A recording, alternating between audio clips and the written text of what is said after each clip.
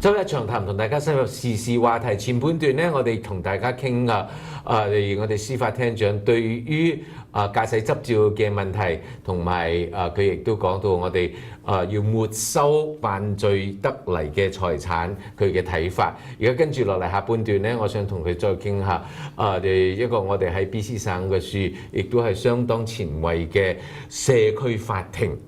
你從2008年實施到而家，佢嘅狀況係如何？會唔會繼續去做呢？佢哋嘅檢討情況係點呢？我哋而家繼續同Suzanne Anton 蘇安彤一齊傾下。Well, let's move to another topic is community court. I'm very interested in this subject, and after 2008, after so many years, what is the result and how do you evaluate it? Because we fought together as City Council to get the community court. And so now, after all these years, what do you think? What is your ministries' the evaluation? The community court is a downtown court, and it serves a geographic area. So if you commit a crime in the downtown area, you will go into community court. There's a lot of extra supports there. There's housing supports, health supports, probation. So if people get an order, you get a probation order, you go right to the probation officer and they'll explain the order to you. You can go to somebody from housing, they might help you find housing. It's so almost like a one-stop shopping. Yes. And you get everything, including your rehab. Yes.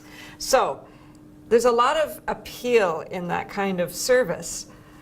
But the interesting question is, it does cost $2 million a year. So is it worth it in terms of the amount of resources that are going into it? The answer is probably yes, but it's still actually, believe it or not, terribly conclusive. The reason why we think it is better is that people who go into that court, and there's some pretty tough cases, let's call them that, tough cases in that court, and there are people who tend to go back into the criminal system again and again. One of the things that does seem to help, it does seem to help people from reoffending. Now, if that's true, if that holds up over time, then that is definitely a good result. If you can keep people from going back to court every few months, then that is good. So that's what we're looking at right now. There's a lot of interest in community courts around British Columbia. So for instance, in Surrey, there may be some new courtrooms coming. There's a plan for some new courtrooms. Would we put a different kind of court into one of those courtrooms? And what about in other places in BC?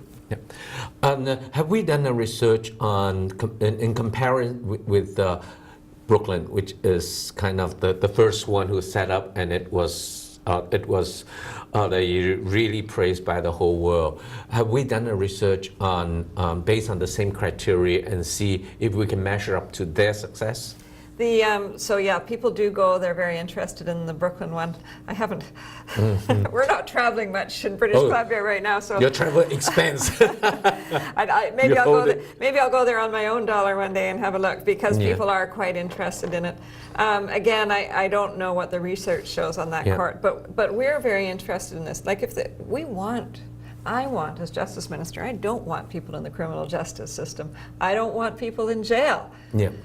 And in fact, BC, everything is going the right direction. Our crime rates are going down. The rate of offending is going down. So everything is going well in BC. But there's no question that there are some people who just keep going in the criminal justice system. And if we can keep them out, that's a good result. Wonderful.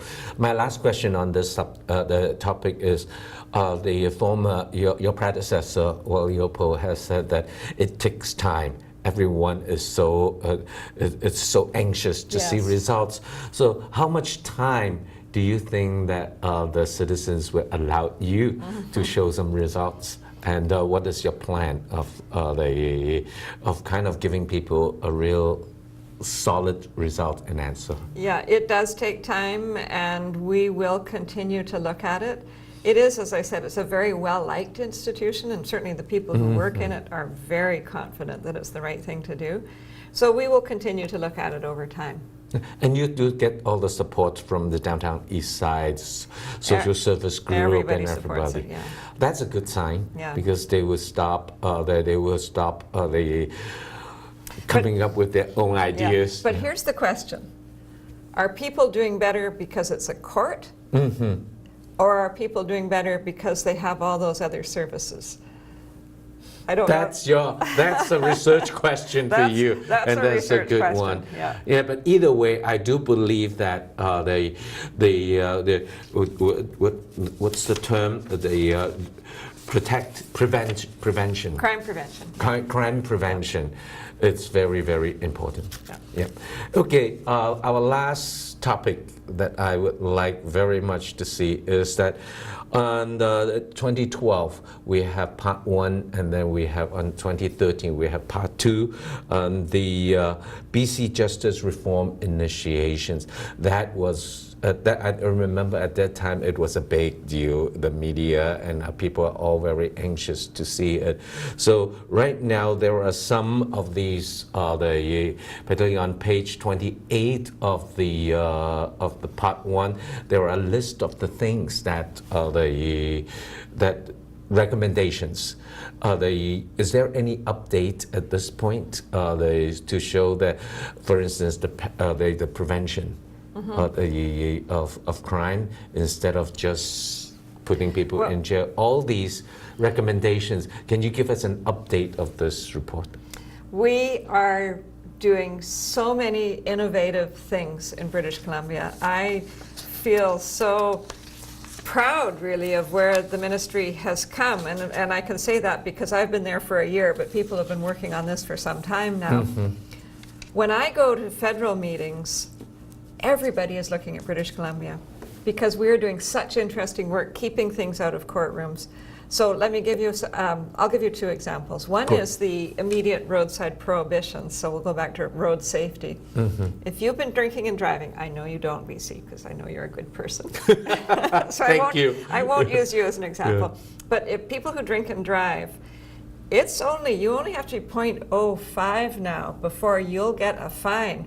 If you do that more than once, you'll get your car impounded. If you're at 0.08, your car will be impounded, you'll get a big fine. It's very expensive. And so people are not drinking and driving as much anymore, so much so that drinking and driving deaths have gone down by nearly 200 people in 3 years, and that is remarkable. So much so that we can buy alcohol in grocery stores now. That's another question.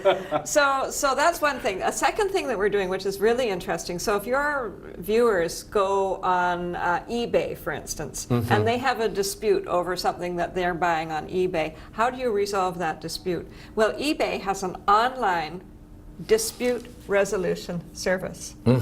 We're doing that in British Columbia. So that the more minor disputes, small claims matters, and I'm going to give you another one in a sec, so those more minor disputes don't even have to go into court. And this frees up our court time, frees up judges. But the one I want to tell you and the one I want to flag is strata disputes. Right now, if you're in a dispute with your strata council or your neighbor, there is not a good way of resolving those disputes at the moment. So what we are creating is an online dispute resolution service for strata. So Who is behind the screen to make those resolutions? We will have people hired to do that, but a lot of it will be automated up to a certain point, and then if you can't resolve it, then there will be actually a person that will step in. But you could do it in the morning, the other party could do it at night, the next day, so you don't even have to be in a room together. This is very innovative and extremely interesting work, and it's really transforming justice in British Columbia. So things that are not serious don't go into courtrooms. Things that are serious, the courts can save their resources for things that are quite a bit more important.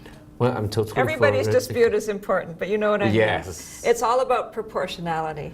Yeah, and also don't let the lawyers get all the proceeds and all the revenues. But my obvious questions for our audience is that online service, it says absolutely in English. But a lot of those disputes, particularly small disputes, are people usually like the seniors, people who doesn't know how to get access to this system. For instance, someone who can get online and do that are probably someone who knows how to handle this kind of issues. So is there any language assistance for someone who does not know, who does not have a very good command in English? We're not there yet, BC, because right now we are building this system, so we're getting a lot of advice. I've heard that, and obviously we would want to be able to have it as accessible as possible. The whole goal of this is to have justice accessible to everybody, no matter where you are in British Columbia. As to the languages, we're not there. Yeah, I know. But we want accessibility, so we'll be looking at that. But right now what we're doing is we're just building the whole system. But that is one step at a time, and I think that's the right direction. But it's, well, as I interviewing many politicians, and a lot of them just tell me one thing is that the devil is in the details. But also at the same time, the beauty of it is having all the good details figured out. And I think you have a big job in front of you. Well, the beauty of this is it's very innovative. The things that we're doing, like those roadside prohibitions for drinking drivers, what I'm telling you about the online dispute resolution, we're going to take traffic tickets out of courtrooms. These are all very sort of high-tech justice in a way, but it's still justice. It's good justice for people, but it makes our whole system way more accessible to people, and that's a very interesting thing. And BC, British Columbia, British Columbia is really taking a leadership role in this. Thank you very much for coming to share with us your thoughts, not only on the overseas students' driver's license issue, but also to help us understand how the system works and how it will work in the future. 我哋周一長談今日咧就到呢處為止，好恭喜請到司法廳長 BC 省嘅司法廳長嚟同我哋講下佢哋對於司法改革嘅一啲睇法。我哋希望佢哋能夠繼續加把勁、加把速度。希望能夠減少我哋法院裏邊所花嘅時間，但係亦都維持我哋社會嘅公共安全。周一長談同大家深入時事話題，今日到此為止。我係黎拔佳 BC Lee，thank you。